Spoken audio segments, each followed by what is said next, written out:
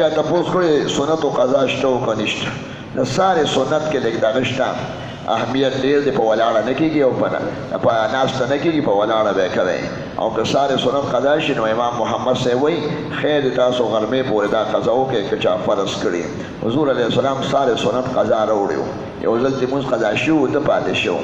الله پکې راز و چې خلکو نه قضا مونځ مسلې معلومې شي نو فرض ته لاړل 2 رکعته د فرض یې مو کول هغې نه مخکې سنت کړي دي او بانګ یې هم ویل او اقامت یې هم کړو قضا مونځ یې په جمع کړو او سنت یې کړي دي نو سنت سارې که 11 بجې 11 نیمې تېرې شي بیا یې نشته قضا او د نورو سنتونو قضا نشته ماسخوتن سنت پاتې شي یا بې اودسه دې کړي او وتر دې کړي په اودس کې لکه سړی سبا ورته رایاد شو ما خو بېګا خیال نه و ماسخوتن هغه سنت خو ما بغیر اودسه کړي او وتر مې سم کړی نو وتر قضا پې نشته او هغه سنت قضا پې وتر قضا خو نشه صحیح شوي دی او سنت قضا پې ځکه نشته چې هغې ټیم اوس ختم دی هسې که سړی د سنتو نیت وتړي ماسپښین وکې دی او جمع ودرېد او تا سلام وګرځو اوس د باندې لازم دي زموږ په مذهب کې اوس به کې نو د جمع نه بس به یې کې او که ته نه ایر شو یا انسان یې سم نه شي نو بیا به یې قضا راوړې لازم النفل بالشروع ولا تبطلوا اعمالکم چې نیت دې وتړو بس او اوس د سلام وګرځو یا چا آواز وکړو څه چلو شو مونځ پاتې شو یا اودس مات شي نقصان راشي دا مونځ به بیا قضا راوړي دا جدا مسله ده یو سړی د یو پلار د یو څوک تپوس کوي زامنو ته ووایي چې تاسو زامنو له به زه میراث در کومه زما جایداد به د زامنو وي او لوریانو له به زه نه ورکومه دغه اختر مینچې به ولېږو که نه اکثر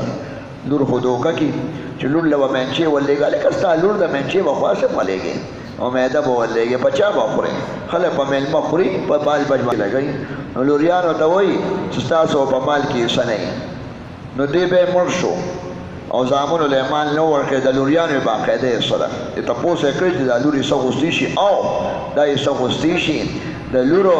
نیمه حصه د هلک رسي للذکر مثل حظ الانثیین دا منصوص دي آیاتونه دا د دې بابا په دې ظلم او په دې غلطه خبره باندې هغه د خدای آیات نشي ختمېدی د دې لور حصه د باقاعده نیمه او د هلک 2 حصې ده چې هغه 2 روپۍ دي دی به 1 روپۍ چې هغه جرم ځمکه دي دا به نیم جرم دقه شان به رسېږي او د پلار چې وایي لور له مه ورکوې زامن اوس وایي چې لور له به نه ورکوو بابا خو ویلو چې ناجوړو او ور به خو به یې وي چې لور له به نه ورکوې که ویلې مې نو هغه قول غلط دی د قرآن نه خلاف دی او دا رونه ظالمان دي په دې چینکو باندې د چینکو یې سره سي او میراث غوستی شي دا چا لیکلي زما ځمکه زمین پر قابض جو په ځمکه څو قابض دی په پټي یا په پلاټ باندې اوس چې وته اوزا छोड़ने पर रकम मांगता है उस वही पटे खाली कोमा खुमाल पैसे राखा ना यो जमींदार के जमींदारियों की यो इजारादार इजारों के पयोसमका या दुकान के दगा शांति नास्ते दा कब्जे पैसे देने से खुशते बस दा दुकानों करी दे वर्कोल त मालिक नहीं बस जमींदार सड़ी दसम के मालिक की गिना पपलाट के ता कारोबार का उदा करी दे वर्कोला और उस दिन غواړي دا به ورته نه چې ماله پیسې راکړه دا پیسې غوښتل حرام دي دې ځمکه پرېږدي یعنې و دې پرېږده دا د هغه حق دی او دې پیسې غواړي دې په یو حق کار کې پیسې غواړي دا رشوت دی دا سړی رشوتخور ګنکپ دی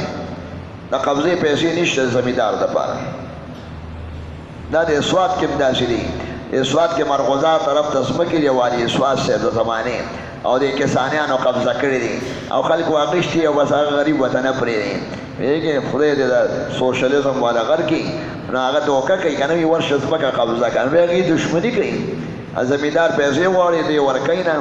د زمیندار پیسې نه کېږي دا رشوت دی لکه یو افسر چې ستا کار کېږي او افسر تاله کاغذ نه درکوي وایي چی پتې راوړه چی پتې صفا ونه نه وی چې رشوت اوس خو ښکاره غواړي ګنکپان دي ټول چې ټیکهدار سړک واري افسر ورته وایي دونه ماله به څه راکړې لوی د ملک مشران هم غواړي ماله به څه راکړې خو د هغه حق دی هغه چې څه کېږي کار چې ته غواړې به کار هم خراب کوي او دا ټول رشوتخواري دي او رشوتخواره به دوزخ کې وي دا چا لیکلي په قسطونو چا د شي اخیستی شي که نه او په قسطونو سړی موټر اخیستی شي قسطونو باندې ګراني خو بیه به کوي چې په دې زما شو او قسطونو ټیم به وښیي چې چې زه به شپږ میاشتې کې شپږ قسطه پوره کوم، شپږ کاله کې به ځمکې پیسې پوره کوم، نو هغه وعده به پوره کوي او باقاعده عاشې د ده شو. او دا اکثر ګرانې که نه ودار بیه ګرانې چې پیسې نغدې نه وي، خو شی دې کې خرڅېږي، شی کله په نغدو خرڅېږي، باقي موټر ځمکه او کله په قسطونو باندې، قسطونه ودار ته وایي دا خرڅېږي. داسې به نه وي که زر راوړم 2 لکه شو، که لیټ راوړم 3 لکه، بیا بیه نه ده بیا شی نه دی اخیستې شوی، او دا کینسل ده. دا چا لیکلي زمونږ پلار یو پلاټ اخیستو قرض باندې او پلار هم مړ شو. دا پلاټ چې د پلار پلاټ دی نو میراث به وي، او که هغه قرض نه پوره شي نو قرض په دې زامنو دی په قدر د حصه باندې. اوس د پلار قرض په زامنو نه راځي، که پلار مړ شي او د چا دکاندار پیسې وي او زامن یې وي بس هغه تا نه هر څه وړي نو که احسان ورسره کوي نو هغې باندې شته، نور د خدای پاکه طرف نه په دې زامنو باندې د پلار قرض خلاصول نشته. دا چا لیکلي مهدي صاحب به پیدا کېږي، شیګان وایي چې موجود دی او غایب، دا ټول ډګوسلي دي او دروغ وایي.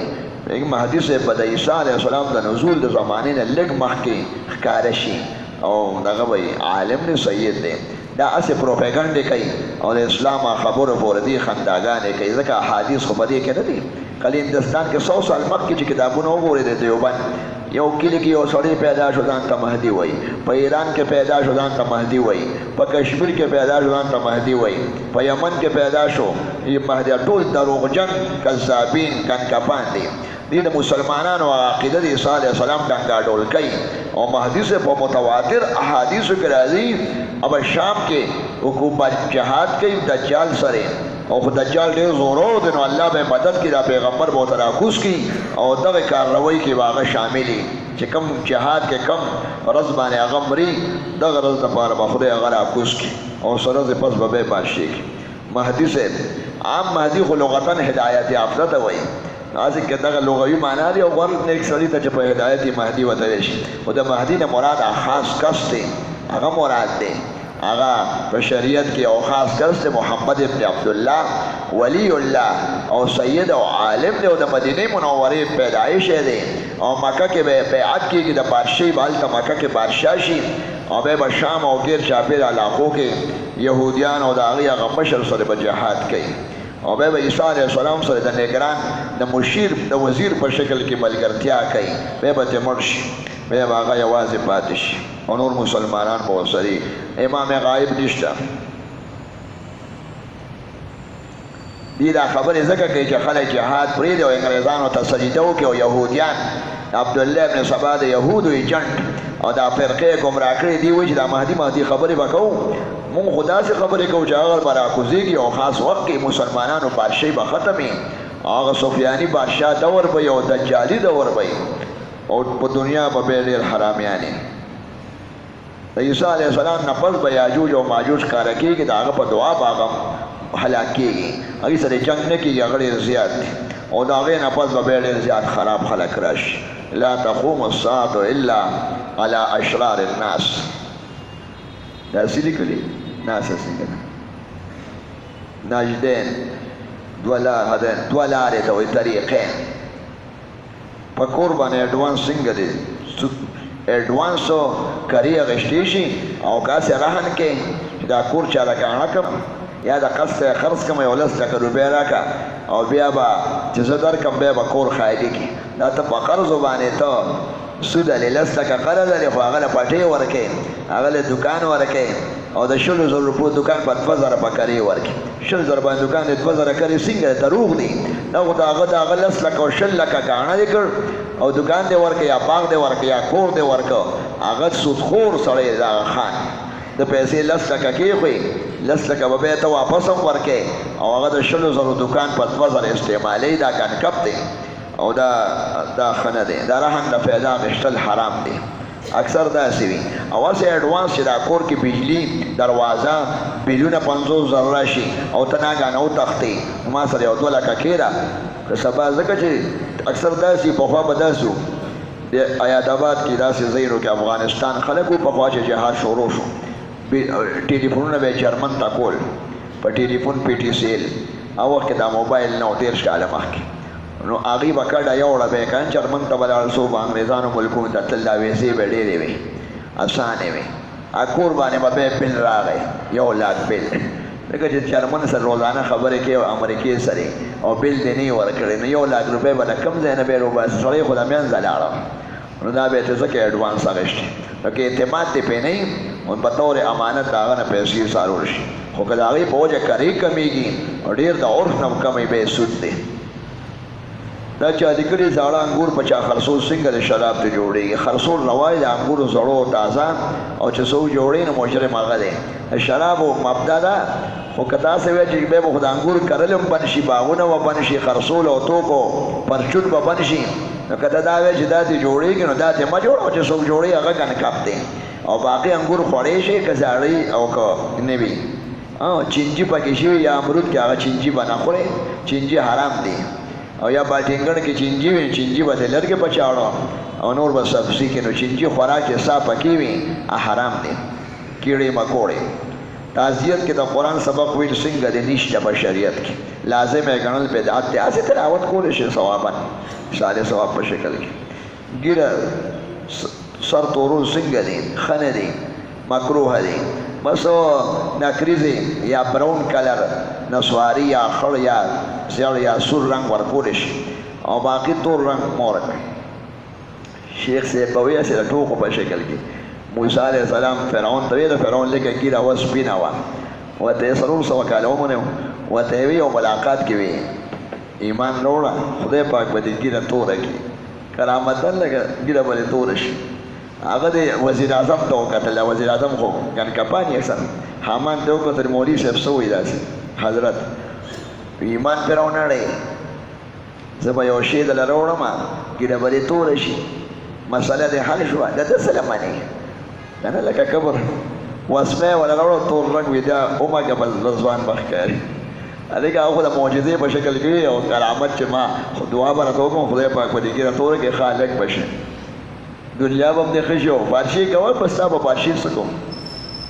ډېر موسی علیه السلام یې ډېر پریشانۍ او سختې پې تېرې کړې دي ایله یې اړه یخ شو چې هغه بلې غاړې ته ووته ماسخوتن چې دی ورپسې شوي او 12 میله په اوبو کې لاړه او دی خوا پسې فرعون هم را روان شو او موسی علیه السلام یې که ګیرې کړم اول خو ما مړ کوي دویم زما د ملګري مړه کوي دریم د ده مال حال ډېر زیات دی خزانې نو هغه دا خلک ځان سره دوکه کوي دا ډېر زیات دا پریشاني وه او څلورم دا چې عمر کې اړو بیمار شوی نه دی سر درد پې نو راغلی نه زکام نه تبه داسې سانډه و داسې روغ جوړ دی ده نه ځان روغ شوی دی بس هماغه اوبو کې خدای مړ کړ بیماري نه داسې مرګ پې راغی چې د ټولو بیمارو سر دی هغه مال هم تباه شو فوج هم ډوب شو دی هم بچ او د هغه ټول مال پټي موسی علیه السلام ته پاتې شو نو ماسخوتن مونږ 4 رکعاته 4 غم یې ختم شو 4 رکعاته نفل یې وکړ شکرانې په شکل کې چې محراب جومات کې نه وي نو مونږ څنګه لمونځ کولی شي په مخ د ځمکه جومات دې ته نه وایي دیوالي هسې یو ځای جارو که بس جومات نوم پې کېږدم موبایل باندې تصویر اخیستل ګناه ده دا عرفن تصویر دی دا ښه کار نه دی ډېر تصویرونه ما دی کور کې به رحمتونه او برکتونه او په دوکان کې برکت ختم شي نور هم تپوسونه ډېر دي خو دعاګانې پکې خلکو غوښتي الحمدلله